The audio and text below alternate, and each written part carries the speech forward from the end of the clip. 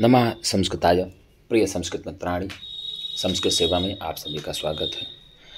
आज से हम लोग एक नया चैप्टर लेके आए हैं, जिसमें आज हम लोग पीजीटी का प्रैक्टिस सेट लेकर के आए हैं।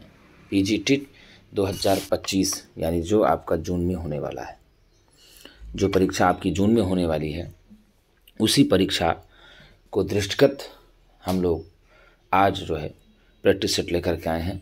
हमारे इस प्रैक्टिस सेट में कुल 25 प्रश्न होंगे। कितने प्रश्न होंगे? 25 प्रश्न होंगे। हम लोग 25 प्रश्न का एक प्रैक्टिस सेट हल करेंगे, यानी एक पेपर को हम लोग 5 वीडियो में हल करेंगे। तो आप लोग भी कितना सही कर पाते हैं, एक बार अपने कमेंट बॉक्स में ज़रूर लिखिएगा कि इतना प्रश्न हमारा सही हुआ है। और प्रैक्टिस सेट को हम लोग हल करना इसलिए प्रारंभ कर दिए हैं क्योंकि आगामी आपकी जून में परीक्षा है, इसलिए प्रैक्टिस सेट को हम लोग हल करते रहेंगे तो परीक्षाएं हमारी अच्छी से आगे होती रहेंगी। तो आइए हम लोग सीधे देर न करते हुए प्रश्न पर चलते हैं। कहाँ चलते हैं? प्रश्न पर चलते हैं। प्रश्न में क्या दिया हुआ है, प्रश्न कैसे पूछे जाते हैं पीजीटी में, उस प्रकार से प्रश्नों को हम लोग देखेंगे क्या क्या दिया हुआ है। तो आइए सीधे हम लोग देख लेते हैं प्रश्न क्या दिया हुआ है। प्रश्न नंबर 1 कौन सा प्रश्न हुआ? प्रश्न नंबर 1 है, देखिए, साधुना साधुना तेन राजता राजता भृता इत्यत्र कः अलंकारः। यहाँ पर कौन सा अलंकार है? साधुना साधुना तेन राजता राजता भृता, यहाँ पर अलंकार है। तो बताइए कौन सा अलंकार है? क्या अनुप्रास अलंकार है? क्या यमक अलंकार है? क्या दीपक अलंकार है? क्या अपहनुति अलंकार है? कौन सा अलंकार है? आप बताइए खटाखट। तो साधुना साधुना तेन राजता राजता भृता, यहाँ पर कौन सा अलंकार आप बताएंगे? तो यहाँ पर आपको बता दें गुरु जी, साधुना तथा राजता। देखिए, साधुना और राजता 2 पद आए हुए हैं। इन दोनों पदों की 2 बार आवृत्ति हुई है। कितने बार आवृत्ति हुई है? 2 बार आवृत्ति हुई है, ठीक है ना। तो प्रत्येक बार दोनों का अर्थ भिन्न भिन्न है। प्रत्येक बार दोनों का अर्थ भिन्न भिन्न होने के कारण से यहाँ पर यमक अलंकार की परिकल्पना होगी। कौन सा? यमक अलंकार हो जाएगा। तो आपसे यदि पूछ ले तो आप यहाँ पर इसका उत्तर लगाएंगे बी। क्या उत्तर लगाएंगे? बी आप उत्तर सही लगाएंगे। सत्यर्थे पदग्रथाया स्वरव्यंजन साहित्य, ठीक है ना। अनुप्रासा शब्द समय वैषम्य विश्वस्यर्थ, तो यहाँ पर ऐसा ही कहा जाता है। तो आप उत्तर लगा देंगे सीधे से बी, आपको उत्तर सही हो जाएगा। आगे दिया हुआ है अग्निगर्भा समीमिव इति कण्वाय निपत्यते। क्या कहा?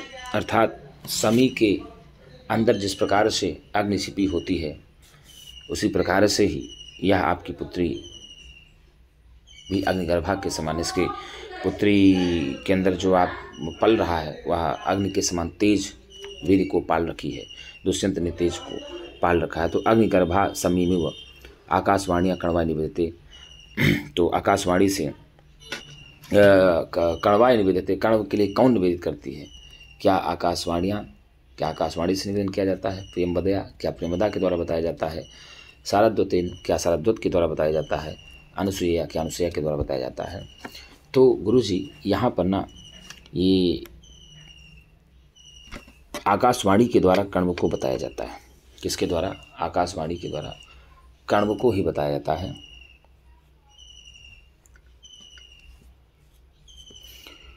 दुष्यंतेना हितं तेजो दधानां भूतये भुवः, ठीक है ना।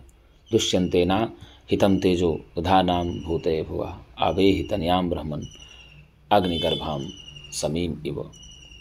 तो दुष्यंत के द्वारा जो डाला गया तेज है, तो वह तेज जो है ना, जिस प्रकार से अग्नि के गर्भ में और जिस प्रकार से समी के गर्भ में अग्नि होती है, चिंगारी होती है, उसी प्रकार से शकुंतला के भी उदर में दुष्यंत के द्वारा डाला गया तेज पल रहा है, ऐसी सूचना जो है आकाशवाणी से कण्व को प्राप्त होती है।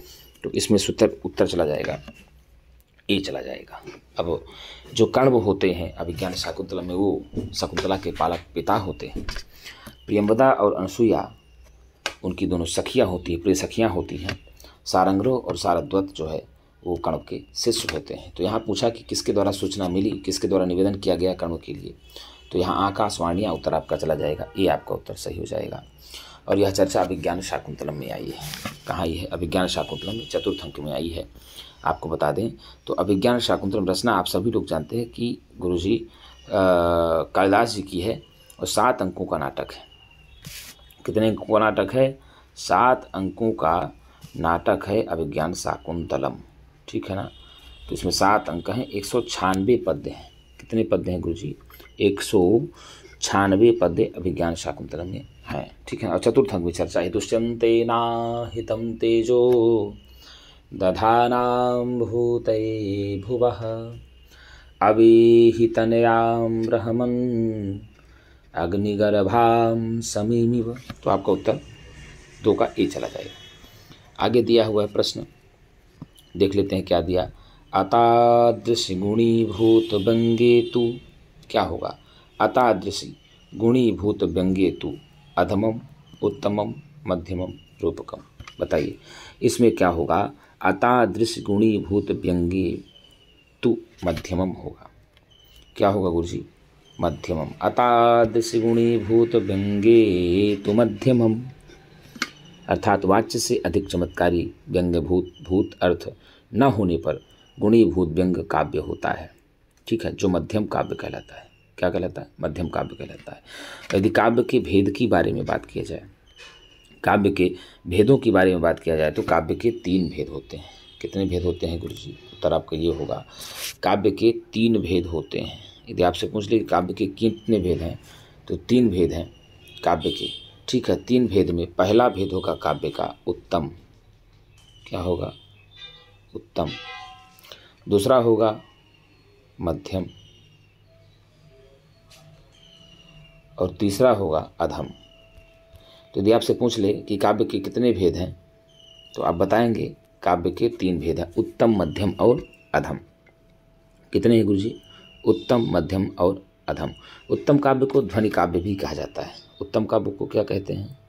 ध्वनि काव्य भी कहते हैं। उत्तम काव्य को ही ध्वनि काव्य भी कहते हैं, ऐसा आप मानेंगे। और मध्यम काव्य को गुणीभूत व्यंग्य काव्य भी कहते हैं। क्या कहते हैं? मध्यम काव्य को गुणीभूत व्यंग्य काव्य भी कहते हैं। ये गुणीभूत व्यंग्य काव्य मध्यम काव्य को कहते हैं। अधम काव्य को अवर काव्य भी कहते हैं। क्या कहा? उत्तम को ध्वनि काव्य, कौन सा? ध्वनि काव्य ऐसे, और मध्यम को गुणीभूत व्यंग्य। क्या कहा? गुणीभूत व्यंग्य। क्या कहा गुरुजी? गुणीभूत व्यंग्य, ठीक है, गुणीभूत व्यंग्य काव्य। अधम को अवर काव्य भी कहा जाता है, अवर काव्य, ठीक है। तो इस प्रकार से काव्य के 3 भेद हैं, उत्तम मध्यम और अधम। उत्तम काव्य को ध्वनि काव्य कहा गया, मध्यम काव्य को गुणीभूत व्यंग्य भी काव्य कहा जाता है, अधम काव्य को अवर काव्य भी कहा जाता है। इसका स्क्रीनशॉट ले लीजिए या तो लिख लीजिए आप लोग। तो यहाँ पूछा अतादृश गुणीभूत व्यंग्ये तु मध्यमम, आपका उत्तर सी चला जाएगा। कौन सा चला जाएगा? सी आपका उत्तर राइट हो जाएगा। आइए आगे चलते हैं, प्रश्न दिया 4 नंबर की ओर। 4 नंबर क्या कह रहा है प्रश्न? 4 नंबर कह रहा है कि इति हेतुस्तदुद्भवे, इति हेतुस्तदुद्भवे, इति हेतुत्वेन केन स्वीकृतम। हेतु से किसको स्वीकार किया जाता है? बताइए किसने स्वीकार किया? तो इस पंक्ति में जो है काव्य के हेतु को किसने स्वीकार किया? बताइए। इति हेतु तदुद्भवे, इस प्रकार से ये हेतु कहे जाते हैं। तो कौन किया काव्य के हेतु? क्या भामह, भामहेन, क्या भामा के द्वारा, मम्मटेन, क्या मम्मट के द्वारा, वामनेन, क्या वामन के द्वारा, विश्वनाथेन, क्या विश्वनाथ के द्वारा। भैया इति हेतुस्तदुद्भवे, ये काव्य के लक्षण में बताया गया है, काव्य के हेतु का लक्षण है, ये मम्मट के द्वारा बताया गया है। किसके द्वारा बताया गया है जी? मम्मट के द्वारा बताया गया है। आचार्य मम्मट का क्या ग्रंथ है? काव्य प्रकाश। क्या है? काव्य प्रकाश है। 10 उल्लास हैं काव्य प्रकाश में। कितने हैं? 10 उल्लास है काव्य प्रकाश में। तो उन्हीं में इन्होंने जो है चर्चा काव्य के हेतुओं के बारे में बताया। तो क्या क्या बताया है देख लेते हैं काव्य के हेतु में। शक्तिर्निपुणता, लोकशास्त्र, काव्याद्यवेक्षणा, काव्यज्ञ शिक्षयाभ्यास, इति हेतुस्तदुद्भवे। क्या कहा?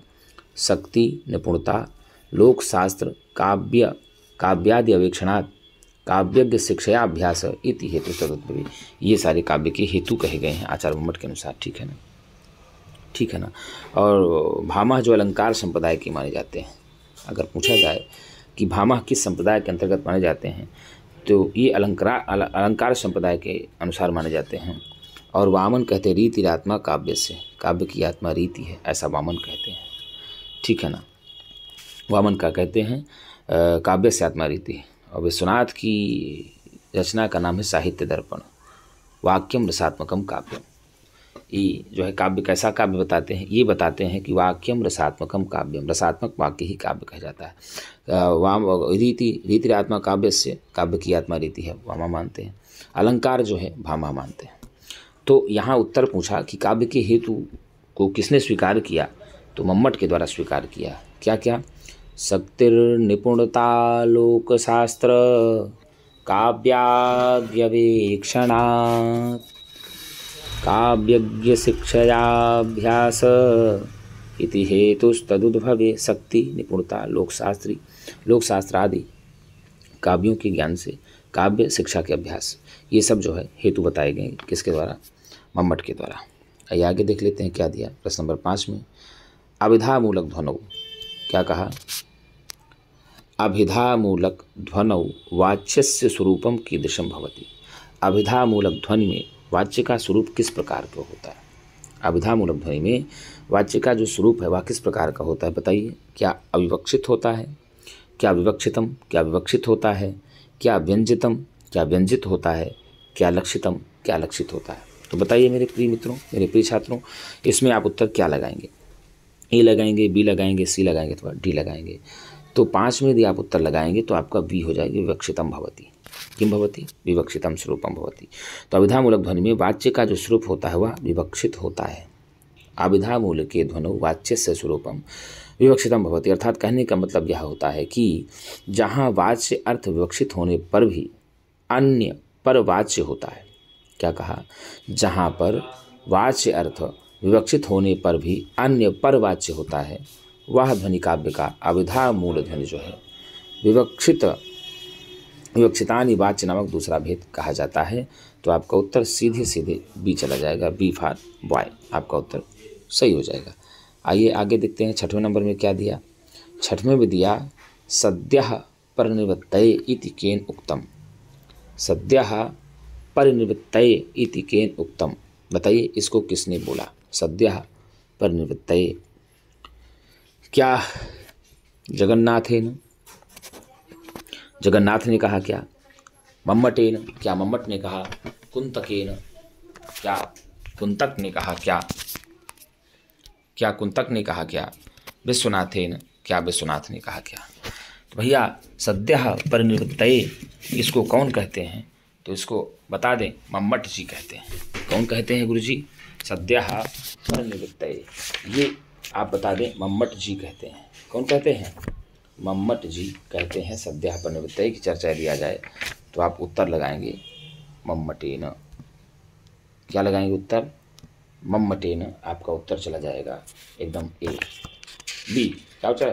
उत्तर बी फार आपका बाय चला जाएगा।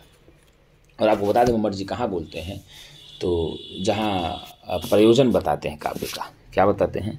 काव्य के प्रयोजन में ही मम्मट जी बोलते हैं, काव्यम यशसेर्थ कृते व्यवहार विदेशिवेतरक्षतये सद्यः परनिवृत्तये कांता संमिततयोपदेशयुजे।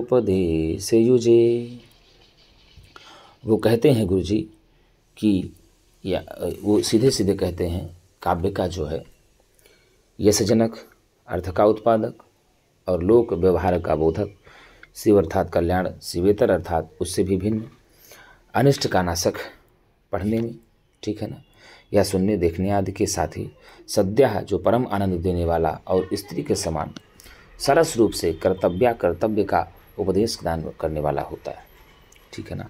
तो यहाँ काव्य का प्रयोजन बताया गया है। काव्यम यशसे, यश के लिए होता है, अर्थकृते, अर्थ के लिए होता है, व्यवहार विदे, व्यवहार के रूप में, शिवेत रक्षते, अर्थात अमंगल से रक्षा के लिए होता है।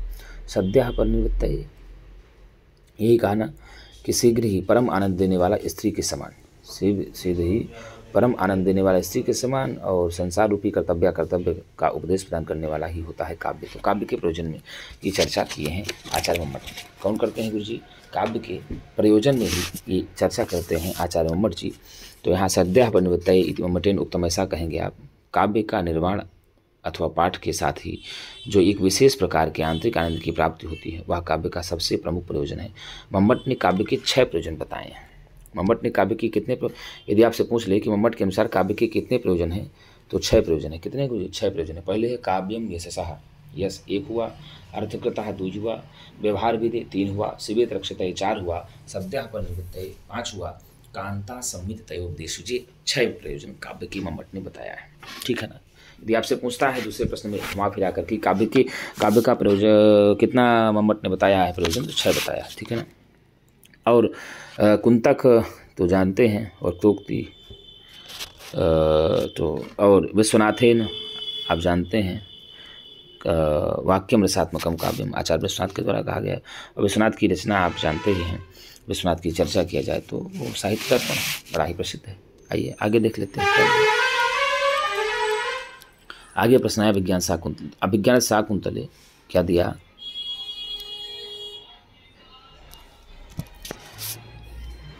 अभिज्ञान शाकुंतले परित्यागानंतरम शकुंतला कुत्र निवसत। अभिज्ञान शाकुंतलम में दुष्यंत के परित्याग के बाद शकुंतला कहाँ रही? कण्वाश्रम में, क्या कण्व के आश्रम में? अत्र्याश्रम में, क्या अत्रि के आश्रम में? वशिष्ठाश्रम में, क्या वशिष्ठ के आश्रम में? मारीच आश्रम में, क्या मारीच के आश्रम में?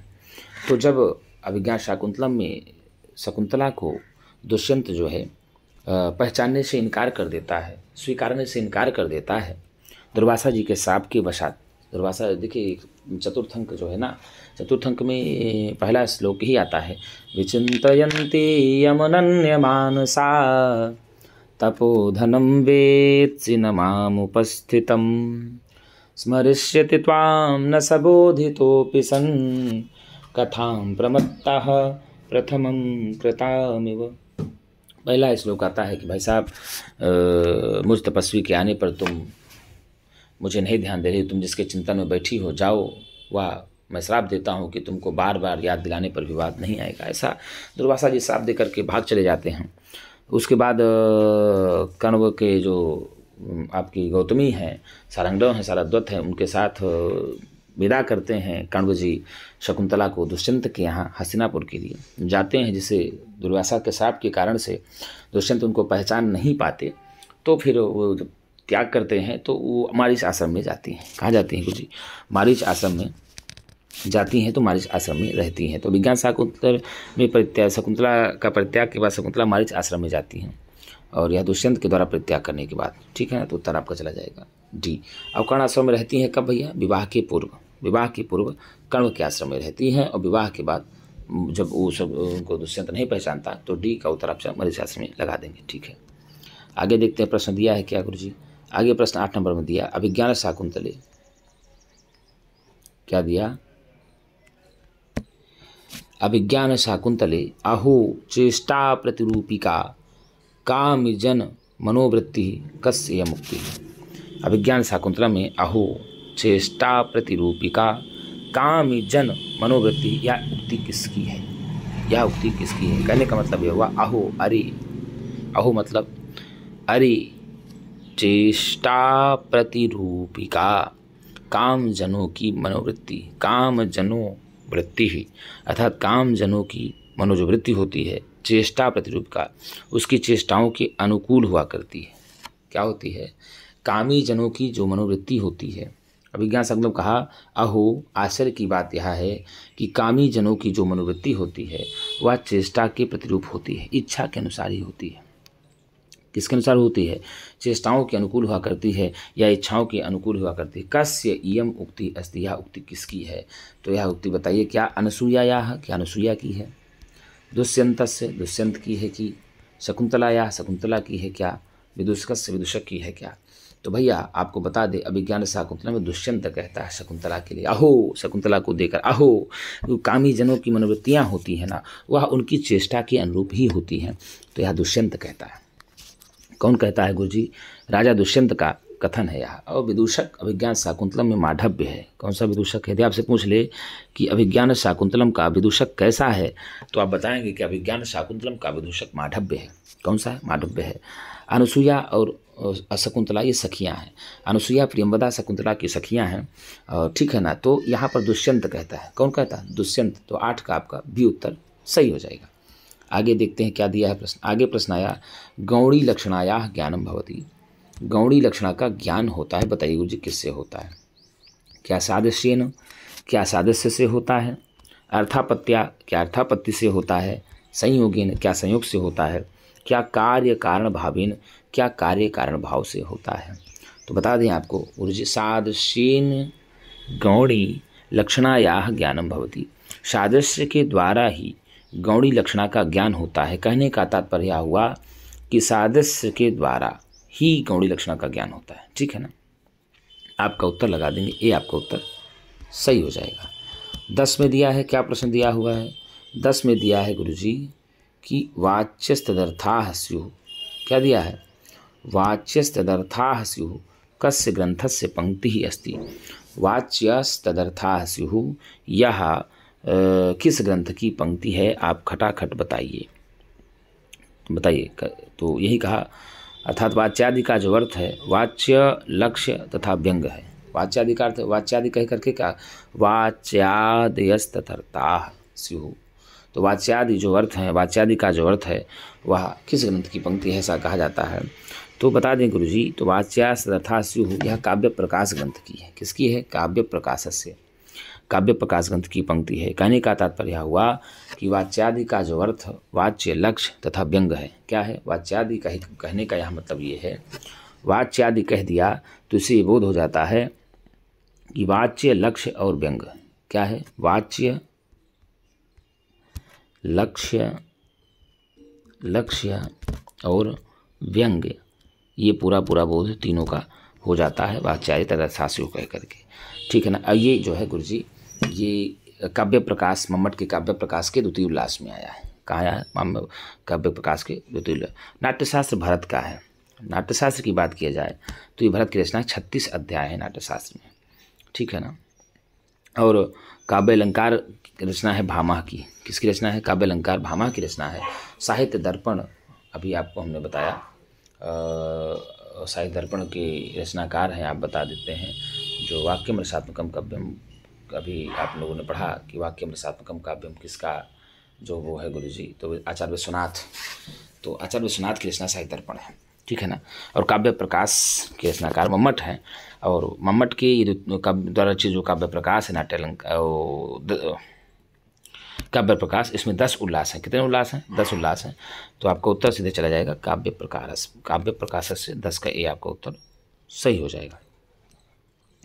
आगे दिया हुआ है प्रश्न कि एतयोः अलंकारयोः इव शब्द से प्रयोग भवति। इन अलंकारों में इव शब्द का प्रयोग होता है, ठीक है ना। इन अलंकारों में इव शब्द का प्रयोग होता है। बताइए किन किन अलंकारों में इव शब्द का प्रयोग होता है? क्या उपमा रूपकयोः, क्या उपमा रूपक में होता है? उपमा उत्प्रेक्षयोः, उपमा और उत्प्रेक्षा में होता है? क्या उपमा विभावनयोः, क्या उपमा और विभावना में होता है? क्या उपमा श्लेषयोः, क्या उपमा श्लेष में होता है? तो भैया आपको बता दें, उपमा उत्प्रेक्षयोः, उपमा और उत्प्रेक्षा में इव शब्द का प्रयोग होता है। तभी तो लोग फंस जाते हैं कि यहाँ उपमा होगा कि उत्प्रेक्षा होगा। तो इन दोनों अलंकारों में उपमा उत्प्रेक्षयोः, इन दोनों अलंकारों में इव शब्द का प्रयोग होता है। यानी इव शब्द उपमा और उत्प्रेक्षा दोनों का वाचक है, ठीक है ना। परंतु इसमें भेद पहचान यह है कि उत्प्रेक्षा में इव शब्द का प्रयोग प्रायः क्रियापद के साथ होता है। यदि आप उत्प्रेक्षा का पहचान करेंगे तो उत्प्रेक्षा में प्रायः ज़्यादातर क्रियापद के साथ ही इव का प्रयोग होता है। जैसे उदाहरण में लिम्पति तमोंगानी वर्षति वांजनम नभा, तो वर्षति, लिम्पति, देख लीजिए, तो लिम्पति क्रिया है, वर्षति भी क्रिया है। तो ज़्यादातर उत्प्रेक्षा में क्रिया के साथ लग करके आता है। किसके साथ आता है? क्रिया के साथ लग करके आता है, तो इसलिए आपको प्रयास करने में। तो इव ना चितनु उपमालंकार है, और इव मनु मानो जनु जानो सब उत्प्रेक्षा का है। तो उपमा और उत्प्रेक्षा इन दोनों अलंकारों में इव शब्द का प्रयोग होता है। किसका होता है? इव शब्द का प्रयोग हो जाता है। तो इस प्रकार से आप उत्तर लगा देंगे, बी आपका उत्तर सही हो जाएगा। आइए 12 नंबर देखते हैं क्या दिया। मम्मटानुसारेण व्यंगम इति पदस्य को था। मम्मट के अनुसार व्यंग अव्यंगम इति पदस्य को था। अव्यंग का अव्यंग इस पद का क्या अर्थ है? मम्मट के अनुसार अव्यंग इस पद का क्या अर्थ है? तो यहाँ इस पद का जब अर्थ लेंगे, क्या निर्व्यंग्यम लेंगे, क्या व्यंग रहितम लेंगे, क्या स्फुट प्रतीयमानार्थ रहितम लेंगे, क्या गूढ़ार्थ रहितम लेंगे? तो यहाँ जो है गुरुजी ने ये हो जाएगा स्फुट प्रतीयमानार्थ रहितम। स्फुट प्रतीयमानार्थ रहितम शब्द हो जाएगा। तो आपका उत्तर जो है सी फॉर करेक्ट, आपका उत्तर सही चला जाएगा। आगे देख लेते हैं क्या दिया है। आगे दिया है मुख्यार्थ हतिर दोषः। क्या कहा? मुख्यार्थ हतिर दोषः इत्यत्र मुख्यार्थत्वेन किम अभिप्रेतम। यहाँ पर मुख्यार्थ से क्या अभिप्रेत है? यहाँ पर मुख्यार्थ से क्या अभिप्रेत है कि मुख्यार्थ हति ही दोषम दोषः इति। यहाँ पर मुख्यार्थ जो दिया गया है इससे क्या अभिप्रेत है? ठीक है ना। मुख्यार्थत्वेन रस, क्या रस, क्या गुण, क्या व्यंग्यार्थ, क्या वाच्यार्थ। तो यहाँ से मुख्यार्थ से रस अभिप्रेत होता है। क्या होता है? रस। तो मुख्यार्थ हति दोषः इत्यत्र मुख्यार्थत्वेन इस पद से रस का अभिप्रेत होता है। अर्थात कहने का मतलब ये होता है कि काव्य में रस ही मुख्य अर्थ होता है। यदि आपसे पूछ ले कि काव्य में क्या अर्थ होता है, तो काव्य में जो रस होता है ना, वही मुख्यार्थ होता है, और उसी मुख्यार्थ रस का जो अपकर्षक या अपघटक है वही काव्य दोष भी कहलाता है। तो आपका उत्तर चला जाएगा ए आपका उत्तर सही हो जाएगा। आइए प्रश्न आगे दिया। 14 नंबर प्रश्न क्या दिया हुआ है? 14वें में दिया कि रसः उत्पद्यते मतम अस्ति। रस उत्पन्न होता है, मत है। किसका मत है कि रस उत्पन्न होता है? बताइए गुरुजी। क्या भट्टलुलटस्य, क्या भट्टलुलट का है? क्या भट्टनायकस्य, क्या भट्टनायक क्या है? शंकुकस्य, क्या शंकुक का है? क्या अभिनवस्य, क्या अभिनव का है? तो भैया ये जो उत्तर जाएगा आपका ए चला जाएगा। उत्तर क्या चला जाएगा? ए चला जाएगा। रसः उत्पद्यते, यह जो मत है ना, यह भट्टलुलट का मत है। भट्टलुलट जो उत्पत्तिवाद के समर्थक हैं। किसके हैं गुरुजी? भट्टलुलट उत्पत्तिवाद के समर्थक हैं। उनके मत में विभाव, अनुभाव आदि के संयोग से ही जो अनुकार्य रस आदि की इसकी उत्पत्ति होती है, ऐसा उन्होंने बताया है। अभिनव गुप्त अभिव्यक्तिवाद के समर्थक माने जाते हैं। शंकुक अनुमितिवाद के माने जाते हैं। ठीक है ना।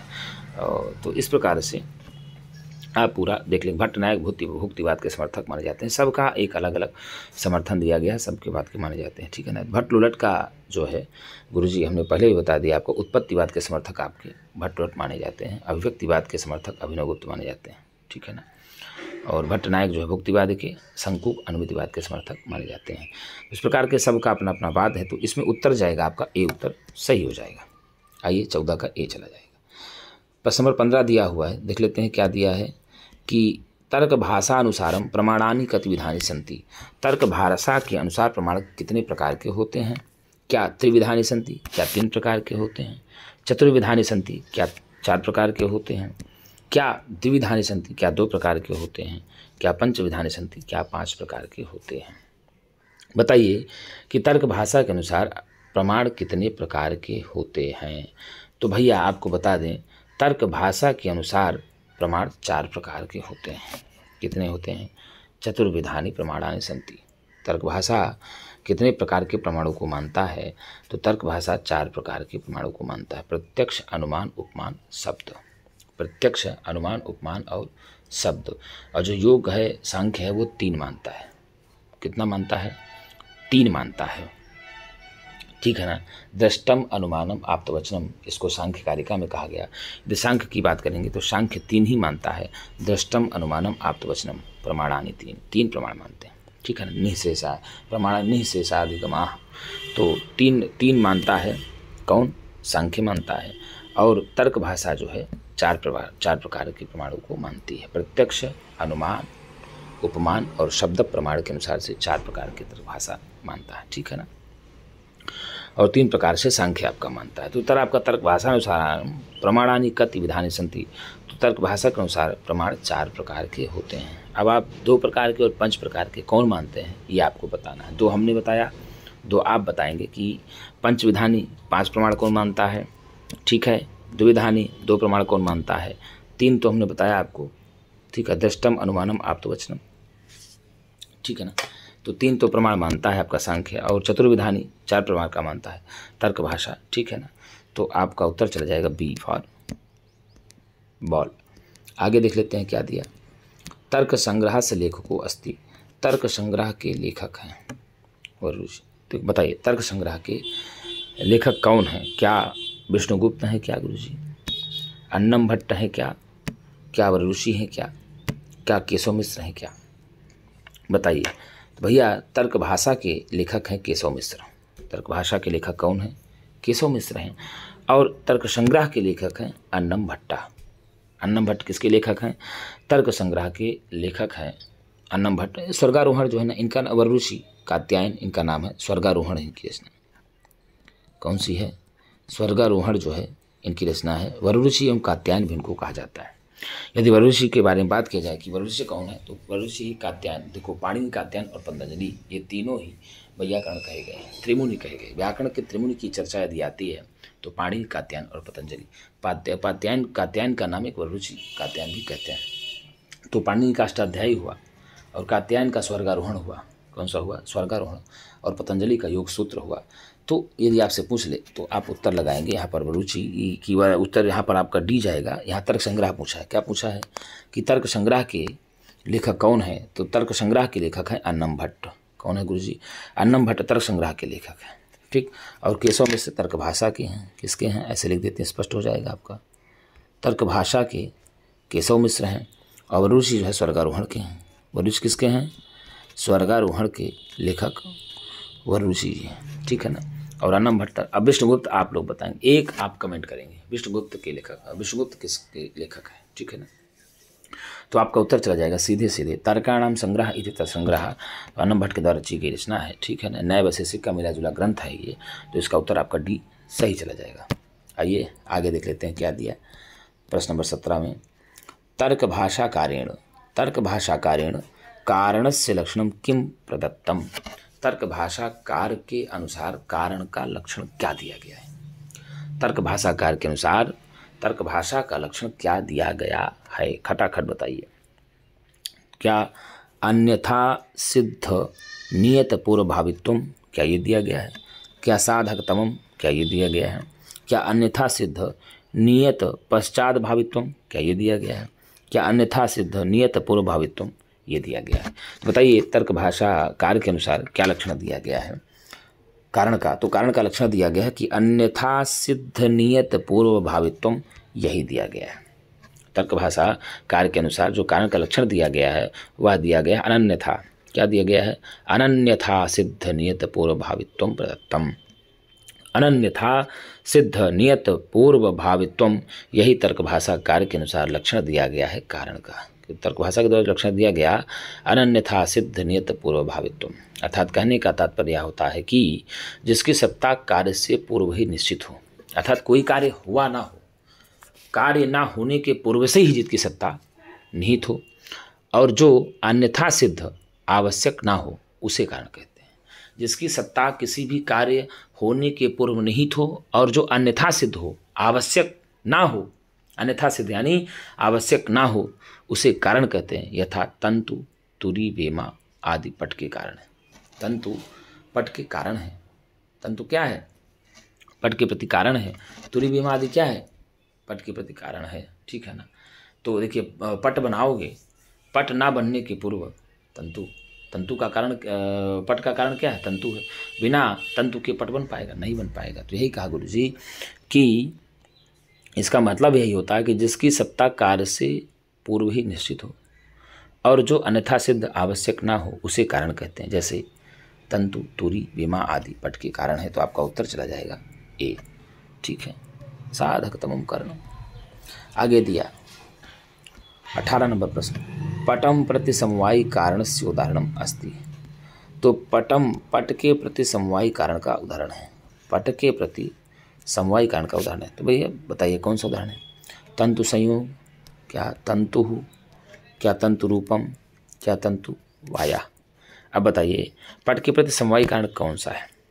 पट के प्रति कौन सा समवायी कारण? तो पट के प्रति तंतु समवायी कारण है, पट के प्रति तंतु जो है समवायी कारण है, ठीक है ना। पटम प्रति समवायी कारण से उदाहरणम अस्ति तंतु, ठीक है ना।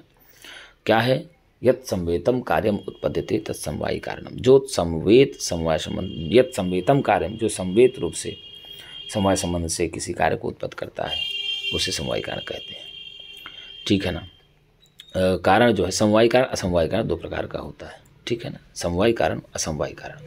यदि आपसे पूछ ले कारण कितने प्रकार का होता है तो समवायी असमवायी दो, समवायी कारण असमवायी कारण निमित्त कारण। समवायी असमवायी और निमित्त कारण होता है। कितने कारण होते हैं? तीन, समवायी कारण असमवायी कारण और निमित्त कारण होता है। जैसे यहाँ पर जो तंतु है पट का समवायी कारण है। यदि आपसे पूछ ले कारण कितने प्रकार का होता है तो कारण आप तीन प्रकार के बोलेंगे। कौन कौन से? समवायी कारण, असमवायी कारण, निमित्त कारण। जैसे तंतु पट के प्रति समवायी कारण है, तंतु पट के प्रति समवायी कारण है, ठीक है ना। तो यहाँ आप आराम से लगाएंगे, बी उत्तर आपका सही हो जाएगा। न्याय मतानुसारम, न्याय मतानुसारम अनुमानस्य लक्षणम अस्ति। न्याय मत के अनुसार अनुमान का लक्षण है क्या? लिंग परामर्शः, क्या व्याप्ति ही, क्या अनुपलब्धि ही, क्या हेतु? बताइए भाई न्याय मत के अनुसार अनुमान का लक्षण क्या है? तो भैया न्याय मत के अनुसार अनुमान का लक्षण है लिंग परामर्शोनुमानम। क्या कहा जाता है? लिंग परामर्शोनुमानम, अर्थात लिंग परामर्श को ही अनुमान कहते हैं। किसको कहते हैं? लिंग परामर्श को ही अनुमान कहते हैं। ये भी होता है स्वार्थानुमान, परार्थानुमान। दो प्रकार के अनुमान भी होते हैं, स्वार्थानुमान और परार्थानुमान भी इसके भेद होते हैं। तो अनुमान किसको कहा जाता है? तो लिंग परामर्श को ही अनुमान कहते हैं, ठीक है। तो आपका उत्तर चला जाएगा ए।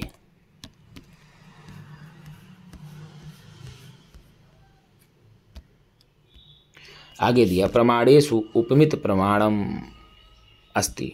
प्रमाणों में उपमित प्रमाण है। बताइए कैसा प्रमाण है?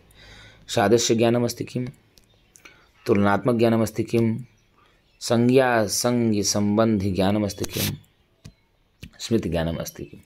तो प्रमाणों में जो है उपमित प्रमाण कौन सा है? गुरुजी खट्ट से आप उत्तर बताएंगे। प्रमाणों में उपमित प्रमाण कौन? तो भैया संज्ञा संज्ञ संबंध ज्ञानम उपमित प्रमाणम भवति।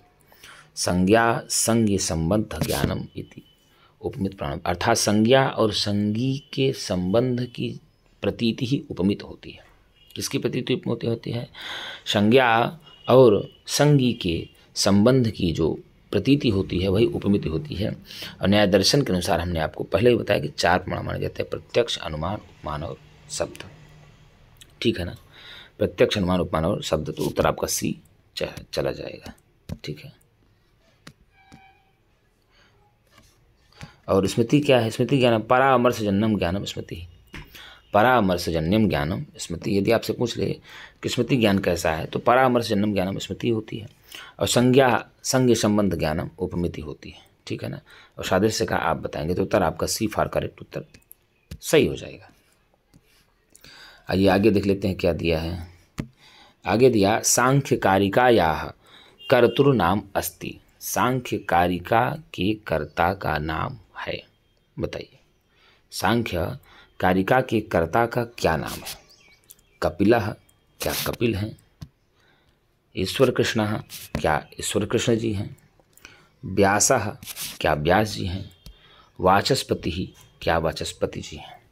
तो सांख्य कार्य के कर्ता का आपको नाम बताना है। किसका नाम बताना है? सांख्य कार्य के कर्ता, मतलब सांख्य कारिका की रचना करने वाले कौन है? सांख्य कारिका की रचना करने वाले कौन है, ठीक है ना। तो बहुत लोग ये नहीं समझ लेना, देखिए सांख्य के आचार्य हैं कपिल। कपिल किसके आचार्य हैं? सांख्य शास्त्र के आचार्य हैं। लेकिन यहाँ पूछा सांख्य कारिकायाः, सांख्य कारिका के रचनाकार कौन है? तो आप बताएंगे ईश्वर कृष्ण है। कौन है गुरुजी? सांख्य कारिका के रचनाकार के बारे में यहाँ पूछ रहा है, तो आप बताएंगे ईश्वर कृष्ण, अर्थात ईश्वर कृष्ण ने ही सांख्य कारिका की रचना की है। किंतु लेकिन जो कपिल जी हैं वो सांख्य दर्शन के आचार्य हैं। यदि आपसे पूछ लें कि सांख्य दर्शन के आचार्य कौन है या सांख्य दर्शन के प्रवर्तक कौन है, तब आप कपिल लगाएंगे।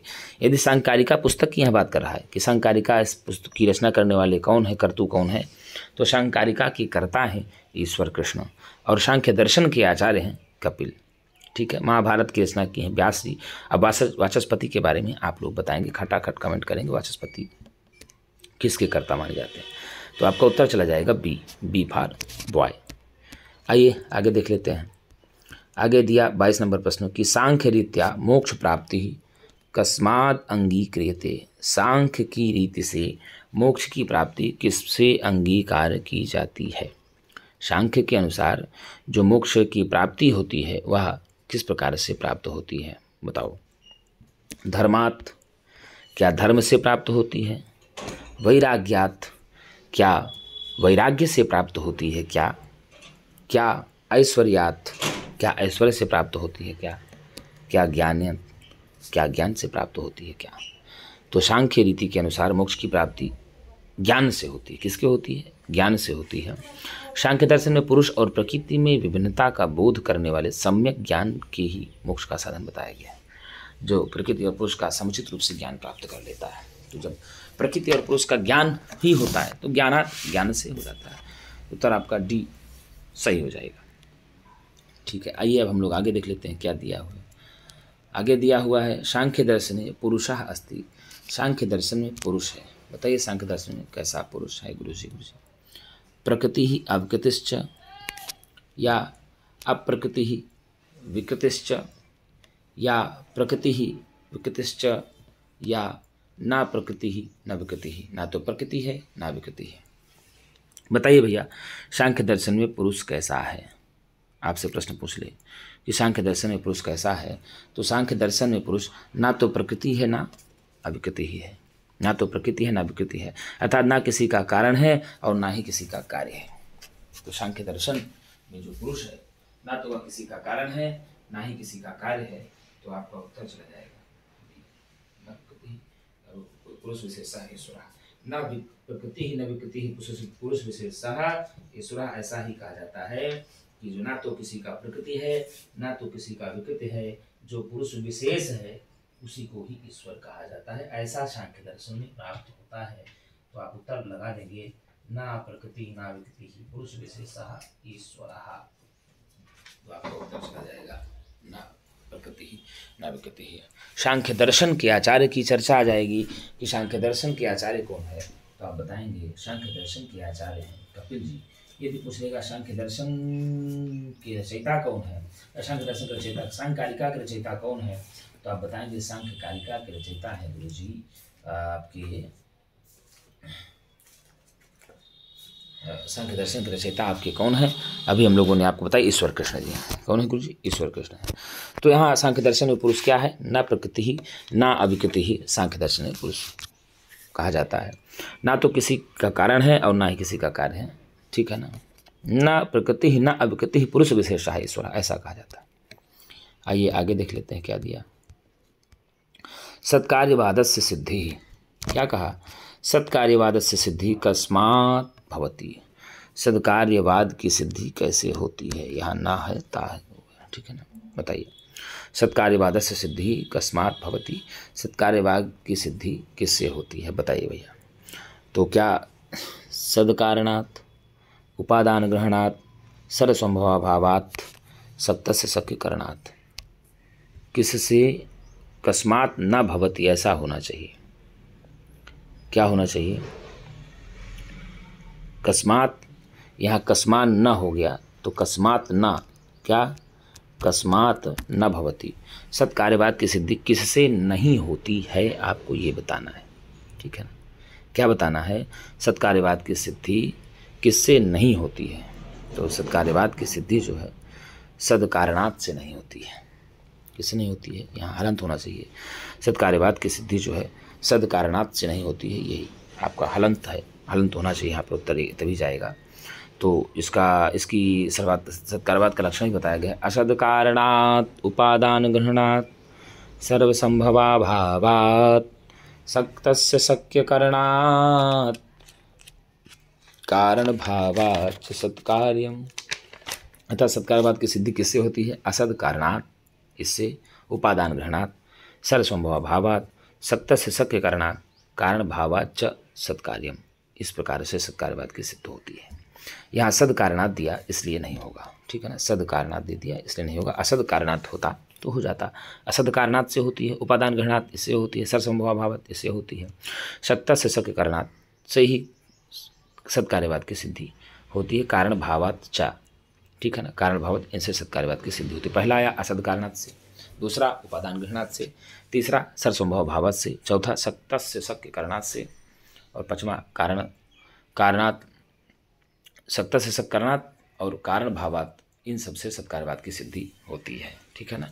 तो आपका सद कारणात् इसी से नहीं होती, कस्मात् न भवति, आप ध्यान रखिएगा, कस्मात् न भवति नहीं आया है यहाँ, तो इसलिए आप बताएंगे सद कारणात्। उत्तर आपका ए सही हो जाएगा।